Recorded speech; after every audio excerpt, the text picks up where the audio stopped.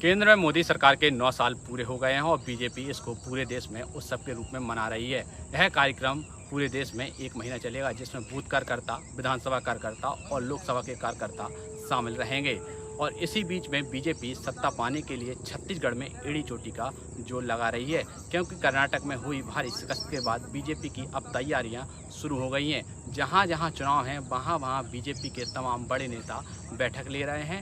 अभी 28 तारीख को बैठक हुई, जिसमें पीएम नरेंद्र मोदी ने एक बैठक ली, जिसमें बीजेपी के तमाम बड़े नेता शामिल हुए। जहां जहां जिन जिन राज्यों में चुनाव हैं उनको लेकर यह बैठक हुई है।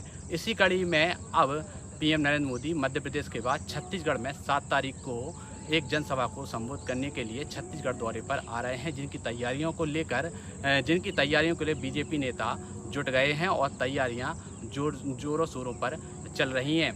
अगर छत्तीसगढ़ में बात करें तो छत्तीसगढ़ में आगामी विधानसभा चुनाव है और इसके बाद लोकसभा चुनाव हैं। अगर बात करें छत्तीसगढ़ में मोदी के असर की बात करें या चेहरे की बात करें तो जो सर्वे कहता है उसमें 38% लोगों का मानना है कि पीएम मोदी का जो अगर चेहरा सामने किया जाए तो वो गेम चेंजर के रूप में साबित होंगे। और 23% लोगों का यह मानना है कि जो पीएम नरेंद्र मोदी का चेहरा है उससे थोड़ा बहुत फर्क पड़ेगा।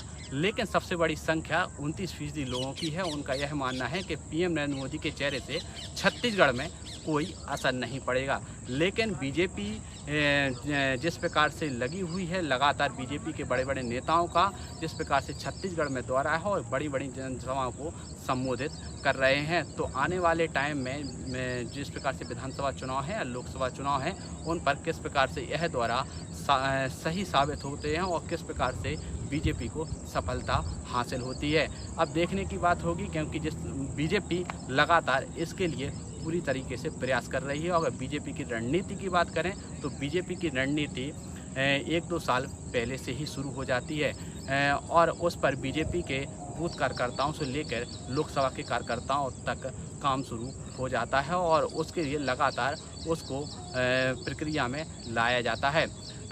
अब जो कि विधानसभा चुनाव है, अब देखना होगा कि बीजेपी इनमें विधानसभाओं में कितना सफल होती नजर आती है। सत्येंद्र शर्मा, पंजाब केसरी टीवी, छत्तीसगढ़।